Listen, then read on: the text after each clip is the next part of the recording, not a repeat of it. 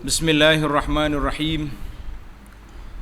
Alhamdulillahi rabbil alamin wassalatu wassalamu ala rasuli rabbil alamin Nabiyyina Muhammad ibn Abdillah wa ala alihi wa sahbihi wa man walah. Amma ba'd. Alhamdulillah, kita teruskan pengajian kita dalam kitab Qisasul Ghaib fi Sahihil Hadithin Nabawi. Kisah-kisah gaib yang diambil daripada Nabi sallallahu alaihi wasallam. Jadi kita ni alhamdulillah Syekh Umar Sulaiman Al-Ashqar rahimahullah telah kumpul kepada kita sebanyak 50 kisah gaib. Ada yang telah berlaku, kisah gaib yang telah berlaku dulu, dan ada yang akan berlaku. Ada yang akan berlaku. Itu dia panggil kisah gaib ni. Jadi yang kita bincang di siri orang panggil kumpulan yang terakhir ni, iaitulah kisah yang akan berlaku. Benda tak berlaku lagi.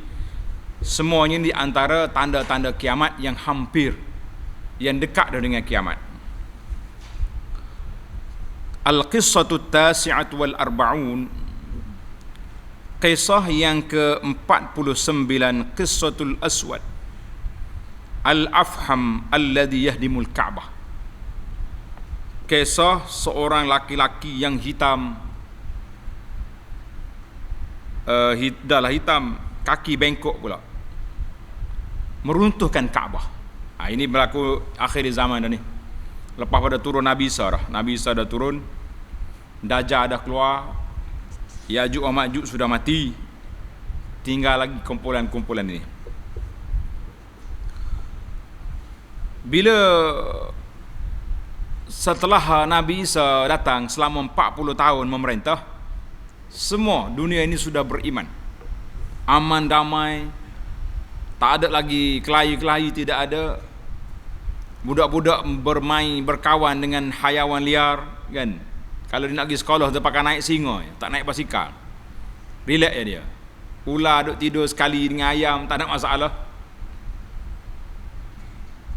Tetapi selepas daripada Nabi Isa wafat, maka dunia kembali semula untuk menghampiri destinasinya. Maka ketika itu besarlah kerusakan pada dunia ini.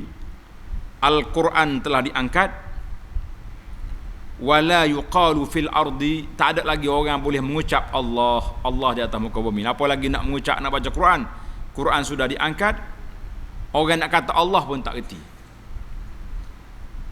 Dan segala tempat-tempat suci Islam telah dicabut kehormatannya. Kaabah diruntuhkan oleh Zuswaiqataini, orang yang punya kaki kecil bengkok. Orang Kelantan kata kaki peka kecil, iaitulah orang Habsyah, orang Ethiopia. Dia panggil orang Ethiopia. Dalam bab ini ada 3 hadis. Hadis yang pertama, Ani bin Abbas radhiyallahu anhuma, Anin Nabi sallallahu alaihi wasallam qala, ka'anni bihi aswada afhaja yaqla'uha hajaran hajaran. Tengok terjemahan hadis nombor 1. Seakan-akan aku melihat lelaki berkulit hitam, berkaki bengkok, orang Kelantan kata kaki peka, meruntuhkan Kaabah batu demi batu. Mana dia putus Kaabah ni satu-satu batu cabut. Hadis yang kedua, anna Abu Hurairah radhiyallahu anhu qala Rasulullah sallallahu alaihi wasallam yukharribul Ka'bata Zuswaiqataini minal Habasyah. Ini jelas Nabi tunjuk orang ni mari mana. Daripada Abu Hurairah katanya, Kaabah diruntuhkan oleh orang yang punya 2 betis yang kecil. Orang Ethiopia ni dia kurus melidi, betis dia kecil je, kurus dia. Kalau mangnya lagi kuat tepung mungkin terbalik dia. Tetapi di akhir zaman dia jadi orang jahat, orang yang meruntuhkan Kaabah dari Habasyah, Ethiopia. Itu hadis yang kedua. Hadis yang ketiga, An Abi Hurairah radhiyallahu anhu anna Rasulullah sallallahu alaihi wasallam qala Zuswaiqataini minal habasyati yukharribu baitallahi azza wa jalla. Orang yang mempunyai dua betis yang kecil dari Habasyah meruntuhkan Kaabah. Hadis ini, hadis yang pertama itu daripada Ibnu Abbas, diriwayat oleh Imam Bukhari dalam sahihnya fi Kitabil Hajj. Hadis yang kedua juga dari dalam Bukhari daripada Abu Hurairah, wa rawahu Muslim fil fitan. Hadis yang ketiga riwayatun inda Muslim. Baiklah, kita pergi kepada syarah hadis. Penjelasan hadis ini, waktu dulu sebelum Nabi kita sallallahu alaihi wasallam dilahirkan, Abrahah telah cuba nak meruntuhkan Kaabah. Bila mari Allah Taala hantar mari arsala alaihim tayran ababil, burung ababil, lontar dengan batu kecil besar kacang ya. Mereka mati jadi seperti daun kayu yang dimakan ulat. Masa tu Nabi kita belum lahir lagi. Lepas pada tu Nabi kita lahir, maka terkenalah kelahiran Nabi dengan nama tahun gajah. Mari Dajjal kepung Mekah. Dia tak boleh masuk kerana dijaga oleh malaikat di sekelilingnya, seperti dalam hadis yang terlepas. Tapi kenapa cerita ni, cerita Habasyah yang kaki kecil, kaki peka ni, kaki belok ni, boleh meruntuhkan Kaabah hajaran-hajaran. Mana satu batu dicongkel, cabut habis. Nabi SAW sifatkan mereka dengan sifat yang jelas. Warnanya hitam, kakinya bengkok, betihnya kecil, dikenali dengan nama Zuswaiqataini, maknanya lelaki berbetis kecil. Betis halus. Nabi kita salah sebut dalam hadis ini, gambaran mereka meruntuh Kaabah macam kita nampak depan mata kita, masya-Allah. Dia kata yukharribul Kaabah, Kaabah ini akan diruntuh oleh Zuswaiqataini minal Habasyah, dan dia telah mengambil semua harta-harta kepunyaan Kaabah. Dalam Kaabah tu, bawah dia tu ada harta yang banyak. Ada harta yang banyak. Nabi kita sallallahu alaihi wasallam pernah beritahu kan, dia kata kalau tidak aku bimbang orang Mekah ni mengamuk, aku ambil lah. Buat apa harta duk simpan bawah Kaabah tu, rugi, baik kita ambil infak, buat benda lain, buat pembangunan. Dan zaman Sayyidina Umar radhiyallahu anhu juga, Umar cuba juga nak ambil. Umar kata buat apa pembaziran, tapi orang kata jangan Umar. Nabi pun tak ambil, Abu Bakar pun tak ambil, mu nak ambil, Umar biarkan. Jadi si Habasyah dia tahu, dia runtuh Kaabah, dia ambil ni harta ni. Dan dia koyokkan kiswah, kelambu Kaabah dikoyok. Kata Nabi, wala ka'anni anzur ilai, seolah-olah aku nampak depan mata aku sekarang ni Usaila'an, orang yang kaki kecil, kaki betihnya kecil, kakinya bengkok, kepalanya botok, warna hitam, duduk pegang tungkul, pukul, meruntuhkan Kaabah. Allahu Akbar. Ini dahlah uduh orangnya perangai pula masalah kan. Daripada Abdullah bin Amru, sabda Nabi sallallahu alaihi wasallam, utrukul Habasyah ma tarakukum. Nabi kata biarkanlah Habasyah selama dia tak kacau kamu. Fa inna la yastakan zakawi ila Zuswaiqataini, kanz, harta simpanan Kaabah ini akan diambil oleh Zuswaiqataini yang betis kecil ni, mari di akhir zaman. Allahu Akbar. Maka timbullah tadi kan Allah Taala sebut, wa man yurid fi bi ilhadin bi zulmin nuzikhu min azabin alim. Allah kata siapa dia nak buat jahat di Mekah ni, kami akan timpa ke atasnya azab yang dahsyat. Ni boleh runtuh Kaabah, curi harta. Kenapa? Maka kata di para ulama, ini sudah berlaku di akhir zaman. Tidak ada lagi di atas muka bumi ni orang boleh menyebut nama Allah. Allah tak ada. Ini ada setengah orang dia ambil hadis ni lah, buat dalil kepada zikir Allah. Kita kata masa tu masa orang tak erti dah nak mengucap la ilaha illallah. Kita hak pandai lagi ni la ilaha illallah, subhanallah, Allahu akbar ni, tak usah lah duduk ambil dalil macam tu kan. Allahu akbar. Dalam hadis Muslim, Nabi kata tidak akan berlaku kiamat sehinggalah tak ada orang boleh kata Allah Allah di atas muka bumi ini. Karena itu kata riwayat Sa'id bin Sam'an, la ya'murul bait, lepas pada diruntuh tu Kaabah tidak dibina semula, akan berlakunya kiamat. Akan berlakunya kiamat. Dalam hadis Bukhari kata la taqumus sa'ah, tidak akan berlaku kiamat hatta la yahujjul bait, sehingga orang tak pergi lagi buat haji ke Baitullah. Ni tahun ni 1441 ni PKP mari haji tak ada. Kita yang tak pergi hajinya, orang di Mekah ni buat haji. Kerajaan Saudi mengatakan mereka akan benarkan 10,000 orang pergi haji. Tapi masa ni tak ada orang nak pergi dah. Tak ada orang Islam. Wa hadza kulluhu, tanda. Bila berlaku peristiwa ini, kata Syekh Umar, wa hadza kullu yakunu ba'da mautil Masih Isa bimuddatin minaz zaman. Peristiwa ini berlaku setelah kewafatan Nabi Isa beberapa ketika. Maknanya akhir adalah tu, akhir benar. Dalam hadis Nabi sallallahu alaihi wasallam, Nabi kita beri cerita annal baita, Kaabah Baitullah ni ada lagi orang pergi haji, ada lagi orang pergi umrah ba'da khuruji Ya'juj wa Ma'juj. Mana boleh pergi lagi, tapi lepas pada tu baru tak ada orang pergi haji, barulah Zuswaiqata ini boleh meruntuhkan Kaabah. Boleh meruntuhkan Kaabah.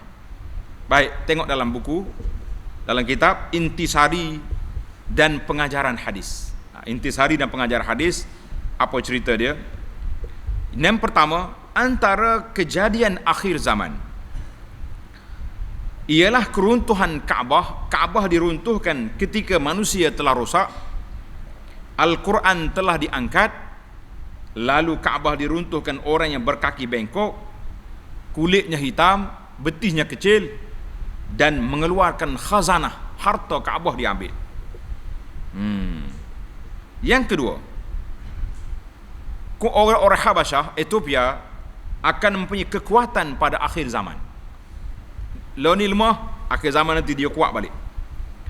Sebagaimana dulu mereka telah cuba nak meruntuhkan Kaabah dengan tentera Abraha. Hebat tu. Mari daripada Habasyah, bawa gajah mari nak serang Mekah. Bukan main-main. Lepas tu sekarang ni lemah, lepas ni dia akan balik. Bala tentera mereka akan sampai ke Hijaz dan Makkah Al-Mukarramah. Yang ketiga, di dalam Kaabah ada khazanah yang tersimpan di dalamnya. Tersimpan dalam Kaabah ini. Ini dikenali pada zaman Nabi sallallahu alaihi wasallam, dan Nabi tidak mengeluarkannya untuk dinafkahkan pada jalan Allah kerana Quraisy baru saja meninggalkan zaman jahiliyah. Nabi kata, aku bimbang. Dalam Sahih Muslim diriwayatkan baginda sallallahu alaihi wasallam bersabda, laula anna qaumaki hadithu ahdin bi kufrin la anfaqtu kanzal Ka'bah fi sabilillah. Nabi kata, biasanya cerita ni dengan Aisyah. Dia kata sekiranya kaum bukan baru keluar dari zaman kekufuran jahiliyah, baru jadi mu'alaf, nascaya aku akan menafkahkan khazanah Ka'bah di jalan Allah. Mana ambil harta Ka'bah yang banyak itu. Itu cerita. Sayyidina Umar bin Khattab pernah hendak mengeluarkan dan membahagikannya. Beliau berkata, laqad hamamtu, sesungguhnya aku telah berhasrat untuk tidak membiarkan orang yang berkulit kuning dan berkulit putih, melainkan aku akan beri bahagian kepadanya. Maknanya Umar kata, aku ambil harta banyak ni, aku akan bagi semua orang, tak kira Arab ke orang tidak Arab. Lalu Talhah bin Utsman dari Bani Abduddar, biasanya Talhah bin Utsman ini dia panggil pokok Bani Syaibah ni, penjaga Kaabah. Jadi Bani Syaibah ni daripada zaman Nabi dulu sampai hari ni keturunan mereka yang pegang kunci Kaabah. Dia kata, ya Umar, sesungguhnya dua orang sahabatmu, iaitulah Nabi SAW dan Sayyidina Abu Bakar, tidak melakukannya. Kedua-duanya adalah orang yang aku ikuti. Kata Sayyidina Umar, tak apalah, Nabi tak buat, Sayyidina Abu Bakar tak buat, aku pun ikut. Nabi, Sayyidina Umar tak jadi nak ambil harta Kaabah itu, biarlah tersimpan di situ menjadi khazanah yang akan diambil oleh Zuswaiqata ini di akhir zaman.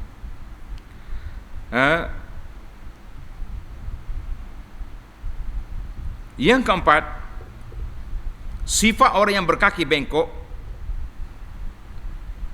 Raja Habasyah yang berkepala botak, ia akan meruntuhkan Kaabah pada akhir zaman.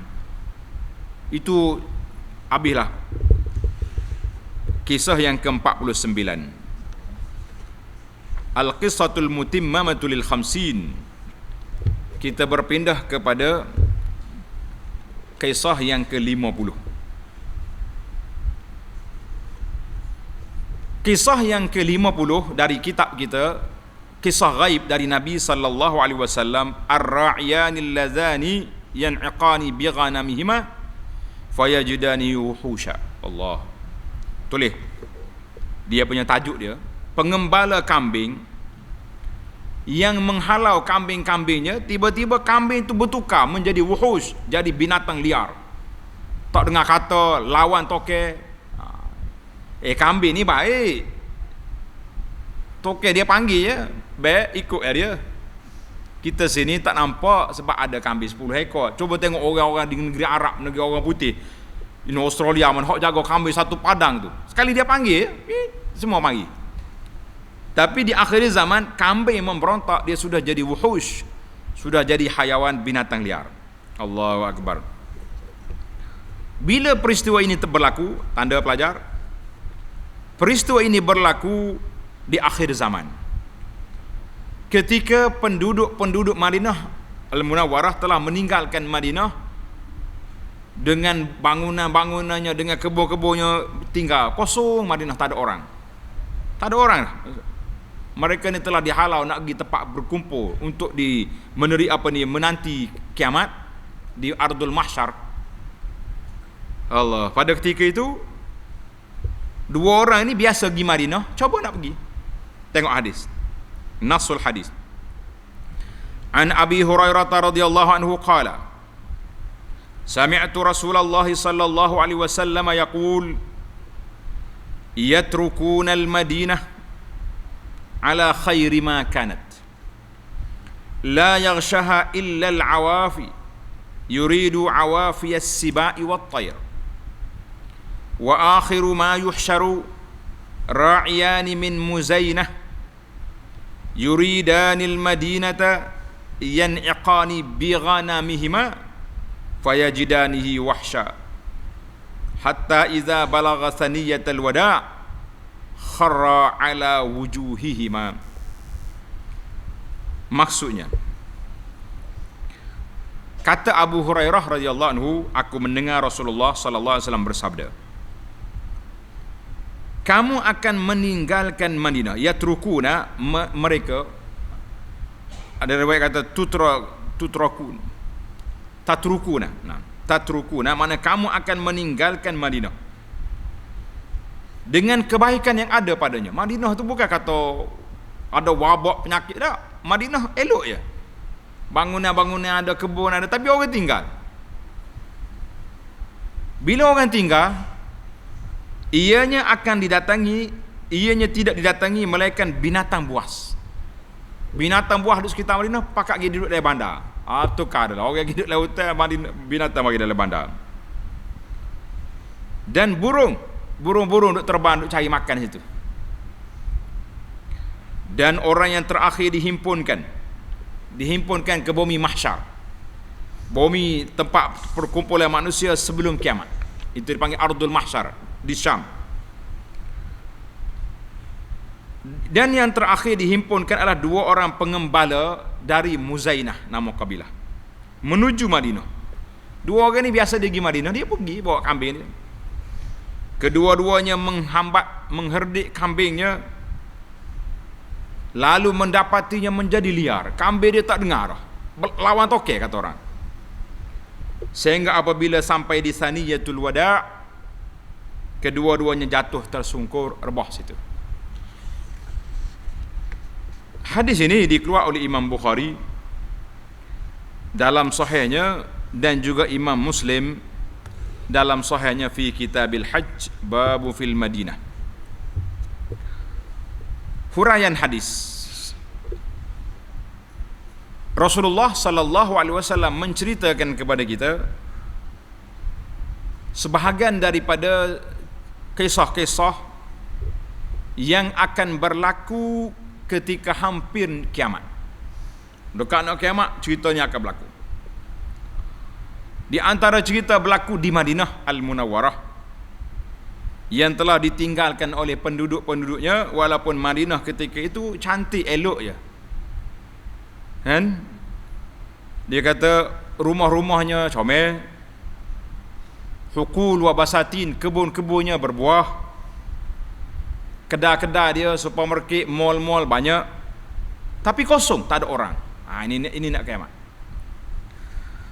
Maka bila tak ada orang, wuhush as-siba, binatang-binatang, burung-burung liar ni pakat duduk dalam bandar Madinah.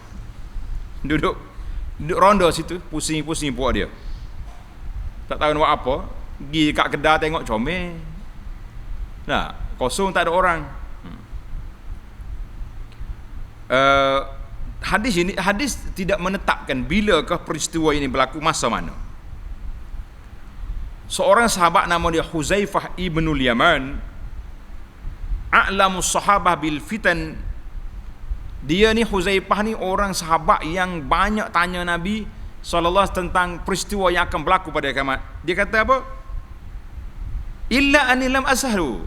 Huzaifah kata, aku tak tanya Nabi SAW apa sebab orang ini keluar daripada Madinah. Aku dengar je Nabi kata mereka akan tinggal Madinah, tapi aku tak tanya kenapa, sebab apa. Huzaifah tak tanya, macam mana kita nak tahu, kan? Jangan pula ada orang zaman kita, "Oh, saya tahu." Macam mana awak boleh tahu? Nah.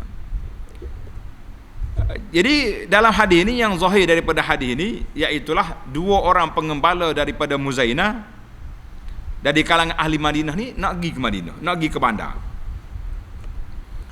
Bila dia pergi, rupa-rupanya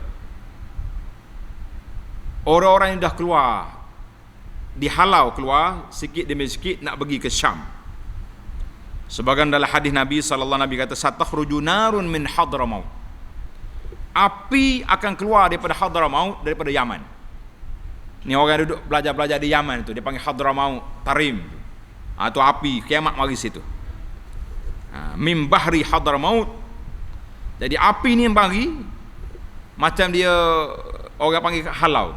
Orang duduk depan ni semua lari ke api, pergi ke depan belakang. Api tu pergi. Qalu, sahabat tanya, "Ya Rasulullah, kalau mari api ni macam mana?" Qala alaikum bisyam. Nabi kata, pergi semua pergi ke Syam. Pergi ke Palestin, ke Syria, itu Syam. Mana manusia ni akan kumpul di sana. Api yang keluar ini menghalau manusia pergi tempat berkumpul di Syam. Pergi, orang akan pergi. Dan dia berjalan sekali dengan orang. Dia akan berjalan sekali. Siapa tengah hari, dia tengok orang penat, api pun berhenti. Api tu berhenti, relax situ. Orang pun kata, api relax, kita relax dulu. Kalau tidak api bergerak, orang kena berjalan.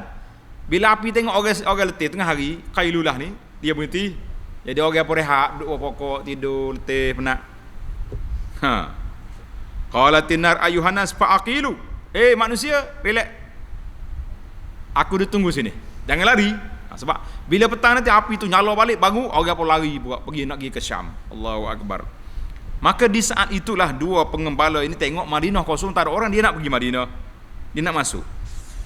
Bila nak masuk pergi ke Madinah, bawa kambing dia ni, apa jadi? Tiba-tiba kambing dia pula jadi tak dengar kata. Sudah. Tatahawal ilal wuhush. Kambing itu jadi binatang buas. Kan?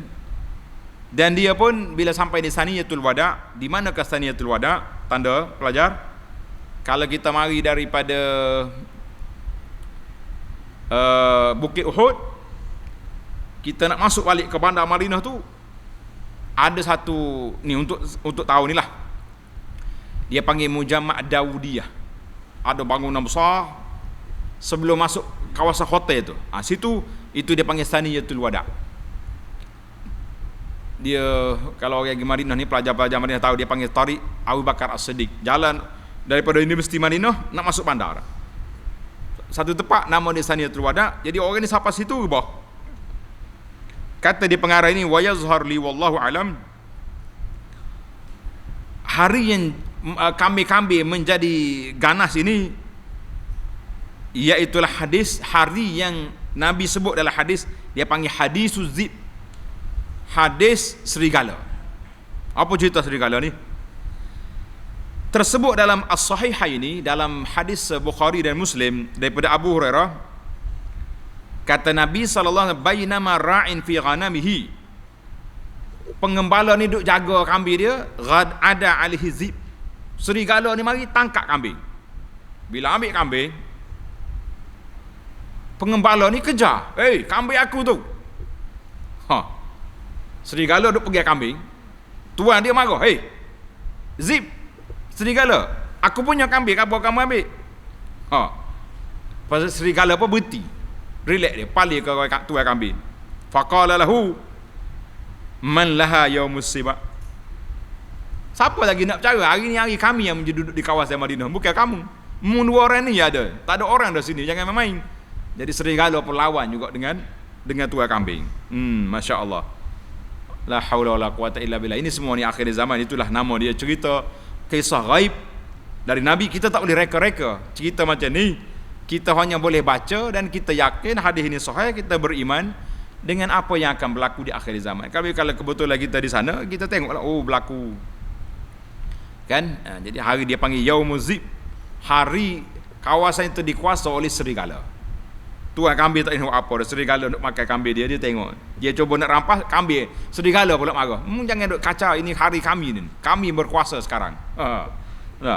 Kita sudah tukar kerajaan, daripada orang sudah jadi serigala, nak kata apa?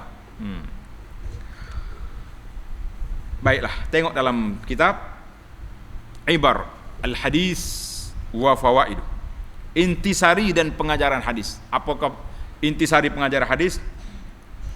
Yang pertama, penduduk Madinah akan berhijrah meninggalkan Madinah pada akhir zaman ketika hampir terjadi hari kiamat. Orang Madinah ni akan tinggal, dekat nak kiamat dia lari. Dan Madinah diduduki oleh binatang-binatang buas serta burung-burung pemangsa pada zaman tersebut. At-tuyurul jarihah, maknanya tu burung-burung lang, burung-burung hok makan benda ni, dia je ada kuasai situ. Yang kedua, hadis menyebutkan orang terakhir yang dihimpunkan dari Madinah ke tempat perlindungan manusia, bukan perlindungan, tempat perkumpulan manusia. Manusia akan kumpul itu, iaitulah di negeri Syam, di negara Syam. Syam untuk zaman kita ini, Palestin, Syria, Lebanon itu kawasan, Jordan sebahagiannya, itu dia panggil Syam, bumi Syam. Kedua-duanya adalah pengembala dari Muzainah. Ni ada orang nama Muzainah. Muzainah nama kabilah, nama dia Muzainah. Yang ketiga, hayawan-hayawan jinak menjadi liar ketika hampir terjadi hari kiamat. Dekat nak kiamat, hayawan jinak liar, tak dengar kata dah. Berbeza dengan zaman Nabi Isa, kan? Ingat zaman Nabi Isa, hayawan semua baik-baik. Semua hayawan baik belaka. Ular boleh duduk dengan ni, singa duduk dengan kambing, tak ada masalah. Orang dengan orang pun tak ada kelahi. Tak ada dah. Manakala ada sidang parlimen, tak ada lah main duk bubuk spekar, tak ada. Baik-baik belaka buat dia tu. Masa tu zaman Nabi Isa AS, tapi tak ada lah, semua tu baik-baik belaka.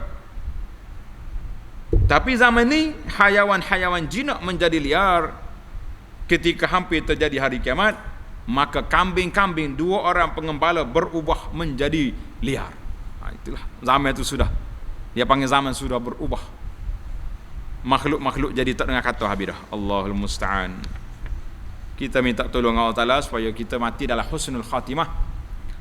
Kalau kita tak sempat pun, mungkin anak cucu kita nanti akan kiamat akan mari. Tak hari sudah tahu, hari Jumaat. Tahu dah hari kiamat bila berlaku? Bila? Hari Jumaat. Esok kiamat ke bila? Yang penting hari Jumaat. Tarikh tak ada siapa boleh tahu. Nabi SAW kata, mal mas'ulu anha bi'a'lama minas sa'il. Orang yang ditanya, dia lah, bukan lebih tahu daripada yang bertanya. Siapa? Malaikat Jibril. Jadi tiba-tiba mari orang kemudian di akhir zaman mengaku tahu kiamat, kita kata hayhat, ini cakap bohong, cakap palsu, tak usah duk percaya. Ada orang kira ni hari kiamat berlaku sekian-sekian teori-teori, kita kata tak usah lah, la ya'lamuha illallah, tidak tahu hari kiamat itu kecuali Allah saja yang tahu. Teori orang kata buah berlaku tu, awak buah sedap, tak usah duk buah lah. Alhamdulillah, kisah Al-Qissatul Hadisatul Khamsun, kisah yang terakhir dalam kitab kita ini, iaitulah kisah yang ke-51. Tanda kitab, kisah yang ke-51, taqumus sa'ah. Taqumus sa'ah warrajulu qad rafa'a al-luqma ila fi fala tasilu ila famihi. Allah. Tanda itu. Berlakunya kiamat sedang seorang angkat suap makanan nak masuk dalam mulut. Angkat sini, pom, bunyi Israfil tiup serunai, mati, tak ada makan. Itu dia panggil baghtah. Kiamat tu dia mari tiba-tiba. Tak nak tanya khabar apa. Tengok dalam hadis ni macam-macam. Hadis ini menggambarkan satu gambaran yang akan ketika berlakunya kiamat fi lahzatin wahidah, dalam satu saat ya. Sekali Israfil tiup serunai dia, pop, mati habis. Tidak kata mari ayuh panggil anak, kau panggil isteri, panggil, tak ada siapa panggil siapa, pakai mati gitu ya. Allahu akbar. Tengok dalam hadis ini. An Abi Hurairah radhiyallahu anhu anna Rasulullah sallallahu alaihi wasallam qala wa la taqumanna as-sa'atu wa qad nashara ar-rajulani thawbahuma bainahuma fala yatabaya'anihi wa la yatuyanihi wa la taqumanna as-sa'atu wa qad insarafa ar-rajulu bilabanin liqhatihi fala yat'amhu wa la taqumanna as-sa'atu wa yalitu hawdahu fala yasqi fihi wa la taqumanna as-sa'atu wa qad rafa'a uklatahu ila fi fala yat'amuha. Allah.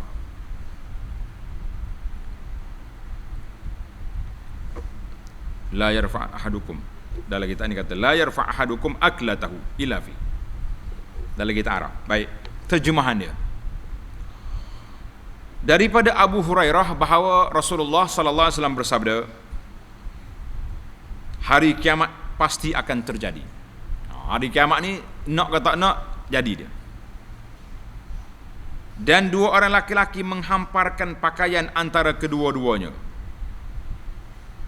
maka kedua-duanya tidak sempat berjual beli dan tak sempat melipatnya. Kita pergi kedai kain, duduk buka kain, kain ni comel ni, saya nak buat baju raya ni. Tak. Orang ni kata nak buat tu buat ni. Tak ada bayar, tak ada lipat kain. Bunyi serunai, mati. Nabi kata lagi, hari kiamat akan terjadi dan seorang laki-laki memerah susu untanya. Dia duduk di kandang unta, dia duduk perah susu, tidak sempat meminumnya. Tak ada nak akak susu minum, kiamat. Hari kiamat akan terjadi, seorang lelaki memperbaiki telaganya, kolam dia duduk baiki telaga nak buah air, lalu tidak sempat memberi minum binatang ternaknya. Mana dia buat kolam untuk unta dia mari, kambing dia mari minum, tak ada nak minum air. Hari kiamat akan terjadi, ada seorang daripada kalangan mengangkat makanan ke mulutnya lalu tidak sempat memakannya. Itulah yang dikatakan kiamat itu berlaku dengan cara yang begitu cepat. Hadis ini sahih dikeluarkan oleh Imam Bukhari dan juga dikeluarkan oleh Imam Muslim di dalam sahih kedua-duanya. Syarhul hadis, penjelasan hadis. Ta'ti sa'atu baghtatan. Tanda pelajar. Kiamat itu datang tiba-tiba. Dia mari cepat, sekali tiup habis. Dalam hadis yang kita dah bincang dulu, Israfil sekarang ni sudah standby, sudah pegang dia punya serunai dia tu, qarn dia tu di mulut dia dah lah ni. Dia tunggu Allah kata tiup, lalu habis, orang akan mati. Allah kata dalam suratul Hajj ayat 55, wala yazalul ladzina kafaru fi miryatin min hatta ta'tiyahumus sa'atu baghtah. Sentiasalah orang kafir itu dalam keadaan syak, tak percaya kepada hari kiamat, sehingga kiamat datang baghtah, tiba-tiba ya, sekali tiup jadi. Wahya ta'ti sari'an, kiamat itu datang cepat. Wa ma amrus sa'ati illa kalamhil basar au huwa aqrab. Kiamat itu berlaku sekelip mata ya. Lap. Ataupun lebih kurang lagi jadi. Suratul Nahli ayat 77. Wa fi ayatin ukhra, dalam ayat lain, wa ma amruna illa wahidatun kalamhim bil basar. Allah kata urusan kami nak berlaku kiamat ini seperti sekelip mata, habis. Surah Al-Qamar ayat 50. Mana berlakunya kiamat dalam keadaan manusia lupa, lalai, lara tentang kiamat. Ada orang sudah duduk travel, tengah duduk berjalan. Ada orang duduk di airport nak pergi sana sini, duduk stesen bah kereta api. Ada orang di pasar sedang berjual beli. Ada orang sedang duduk tanam pokok. Ada orang yang bergembira, ada orang tidur, macam-macam. Ada orang duduk berpiknik di tepi pantai. Duduk guling situ, jadi boyo berjemur kata orang. Ada orang duduk di kebun, duduk perah suntuk, semua berlaku. Wa iza bisayhati ta'ti baghtah, tiba-tiba suara sangkakala mari, tiba-tiba jadi mati habis. Tak ada apa, tak nak apa. Hak duk pegang kain tak angkat, duk tengah duk minum tak nak minum, hak duduk apa ni, perah susu tak sempat. Semuanya mati. Kita kata inna lillahi wa inna ilaihi raji'un. Allahu akbar. Kita jelaslah hadis ini, sangat jelas kepada kita para pelajar, para jemaah sekalian, bahawa kiamat itu dia akan datang dengan cara tiba-tiba. Habis kita tak rasa takut. Para pelajar kita kena ingat, tengok intisari dan pengajaran, faedah-faedah daripada hadis yang kita baca ni, hadis yang kisah yang ke-51 yang terakhir ni dalam bab kita ni. Yang pertama, tulis yang pertama, sur'atu halakin nas.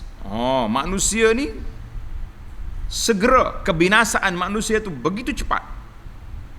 Dalam satu waktu, apabila terjadinya hari kiamat, sekali malaikat Israfil tiup serunai dia, mati. Sehingga makanan yang diangkat ke mulut tidak sempat disuapnya. Makanan dia pakai tengangor tangan itu mati dah dia. Ia berqanas, maka tinggal lagi lah. Berkekalah segala urusan jual beli. Lepas Nabi Isa tak ada, manusia ni hidup lagi atas dunia ni, hidup jual beli, mengembala unta dan meminum air susunya, memberi unta minum daripada kolam, serta makan, minum dan memakai pakaian hinggalah terjadi hari kiamat. Maknanya biasa, suasana tu kehidupan manusia biasa, cuma tak ada orang beriman dah. Tak ada orang duk kata Allah Allah atas muka bumi ni. Yang ketiga, ghaflatun nas. Allah, ini kita bimbang hari ni. Manusia lalai tentang hari kiamat pada akhir zaman. Tidak akhir zaman pun, zaman kita ni lalai dah, kan? Sekalipun telah muncul tanda-tanda besar kiamat, daripada terbitnya matahari di barat, terjadinya gerhana besar, sehinggalah munculnya dabah. Tanda dabah tu binatang keluar daripada bumi. Ada kata binatang ni keluar dekatnya Bukit Safa di Mekah. Peliklah kepala dia, macam kepala keluar, tak tahulah. Ada orang kata macam dinosaur, wallahu alam. Yang pentingnya Nabi kata dabbatul ard, binatang keluar daripada bumi, tapi boleh cakap. Yukallimun nas. Waktu tu tanda-tanda sudah ada, tetapi manusia tetap lalai, sehingga mereka didatangi hari kiamat secara mengejut tanpa disedari. Yang keempat, kehidupan ini pasti berakhir. Lalu semua manusia akan binasa. Dan alam pula akan musnah. Tak lagi dah kita ni. Manusia akan binasa, alam semuanya akan musnah. Maka apakah pengajaran yang kita buat? Para ulama telah mengatakan kiamat itu ada dua kategori. Tanda kiamat ada dua kategori. As-sa'atul kubra, kiamat yang besar ni kita tidak tahu bila terjadi setelah marinya tanda-tanda besar. Ana telah kuliah dalam sebuah kitab nama dia Nihayatul Alam. Terjemahan dia berakhirnya dunia ini. Berapa siri? Banyak siri juga Nihayatul Alam tu. Tuan-tuan boleh tengok dalam YouTube ada, dalam Darut Taibah pun ada. Dia punya rakaman. Cerita dia dalam kitab Nihayatul Alam menggambarkan ada 130 lebih tanda-tanda kiamat yang kecil yang pertengahan. Kemudian bila ke tanda kiamat pemisah, apabila turun zahirnya Imam Mahdi. Itu dia panggil tanda kiamat pemisah. Di antara kecil lagi besar. Lepas pada Imam Mahdi, marilah keluar Dajjal. Turunnya Nabi Isa AS ke bumi, bunuh Dajjal. Terlepasnya Ya'juj wa Ma'juj daripada tembok besar dia, keluar kepung Nabi Isa. Nabi Isa AS berdoa pada Allah Ta'ala, akhirnya ulat mari gigit Ya'juj wa Ma'juj, mati habis. Bila mati, busung di kawasan Syam tu busung. Nabi Isa berdoa pada Allah Ta'ala minta selamat. Allah hantar mari burung, ambil mayat Ya'juj Ma'juj pergi campur di mana, wallahu alam. Lepas tu marilah tiwal, mari hak lain. Keluar binatang yang matahari naik belah barat, matahari berlakunya khusuf, berlakunya peristiwa-peristiwa besar terjadi. Satu lagi nama dia kiamat saghir. Al-qiyamatus sughra, kiamat kecil. Bila jadi kiamat kecil? Bila mati seorang, maka berlakulah kiamat kecil untuk individu. Hak ni Nabi gambarkan orang masa tu tak sedar kiamat besar. Kita yang hari-hari tengok mayat, rumah kita, asrama kita tepi kubur, sedar ke tak sedar, ingat ke tak ingat ke mati? Dok juga. Inilah perangai manusia. Patutnya bila kita duduk di kubur ni, ya Allah aku nak mati, bangun tahajud malam-malam, rajin solat, rajin baca Quran, rajin istighfar, subhanallah. Hak duduk atas kubur pun tak semaya juga setengah tu. Ini masalah ni. Sebab apa? Kita hak rumah jauh dengan kubur ni, bila kata lalu kat kubur tu, tengah malam ni takut, berlari tukar hari kereta dekat kubur. Padahalnya orang hak rumah tepi kubur tu, rumah dia tepi kubur, tak lari-lari pun. Anda pernah tanya orang kat kubur, kata berapa lama duduk rumah sini? Lama dah ustaz. Kata berapa kali kena ketuk pintu malam-malam, takut hatu mari kan. Itu pakcik bangun, tak ajar lagi dia tu, sekat duduk sini. Rupanya orang jauh ni. Pasal itulah kata pepatah Arab, mali jurhin bimayyitin ilam. Orang mati kalau kita toreh dia tak sakit, maknanya orang tengok kubur hari-hari dia tak rasa dah ingat ke kubur. Maka para jemaah sekalian, kiamat besar akan berlaku baghtah. Zaman kita hari ni, kiamat kecil juga berlaku secara baghtah tiba-tiba. Berapa ramai kita tengok sahabat-sahabat kita. Mana dia tu? Pagi tadi minum air kali kita, petang ni mati. Mati tengah apa? Tengah bawa kereta. Apa-apa berhenti kereta, mati. Tengah tidur, mati. Tengah main sukan, mati. Dulu orang kakak, ustaz ni tak ada riadah ni, mudah mati kena jantung. Ahli sukan mati kena jantung juga. Nak kata apa? Pada itulah Allah kata, as-sa'atu baghtah, kiamat tu datang tiba-tiba. Kiamat kecil, kematian seorang juga baghtah, dia mari tiba-tiba. Maka marilah kita berdoa kepada Allah SWT supaya Allah Ta'ala matikan kita dengan husnul khatimah. Matilah dalam keadaan apa sekalipun, biar kita mati dalam husnul khatimah. Kita mati dalam lidah kita basah dengan la ilaha illallah, subhanallah, alhamdulillah, Allahu akbar.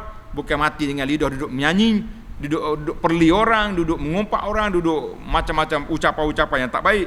Kita mengatakan Allahumma khtim lana bi husnil khatimah. Ya Allah, akhirlah hidup kami dan keluarga kami dalam keadaan pengakhiran khatimah yang baik insya-Allah. Jadi para pelajar sekalian, alhamdulillah pada malam yang berbahagia ini, iaitu hari Khamis. Hari Khamis berapa hari bulan kita ini? 16 hari bulan Julai. Tulis 16 hari bulan Julai 2020 bersamaan dengan 24 hari bulan. Bersamaan dengan 24 hari bulan Zulqa'dah. Hari bulan apa? 24 hari bulan Zulqa'dah 1441. Alhamdulillah allazi bi ni'matihi tatimmu salihat. Segala puji bagi Allah, dengan limpah kurnianya sempurnalah bacaan kita. Sebanyak 51 cerita kisah gaib daripada Nabi sallallahu alaihi wasallam ini, dari sudut bilangan kuliah sebanyak 23 siri kuliah daripada awal sampai ke hari ini, iaitulah 23 siri kuliah. Tapi kalau kita tengok kisah-kisah dia, semuanya ada 51 kisah. Mudah-mudahan, alhamdulillah, ana dah baca sebelum daripada kita ini, kita sudah baca kisah benar dari Nabi sallallahu alaihi wasallam. Ada beberapa puluh siri. Kemudian kisah Nabi dengan para sahabat juga banyak siri. Dan kisah ini 20 berapa siri tadi? 23. Jadi kita kata alhamdulillah 23 siri untuk kita ni. Jadi para pelajar, para jemaah sekalian, kita manusia ni suka dengan cerita. Nak cerita pak pandai pun orang suka, sengih suka. Cerita orang jual bab pasal pagi pun orang tengok, kan?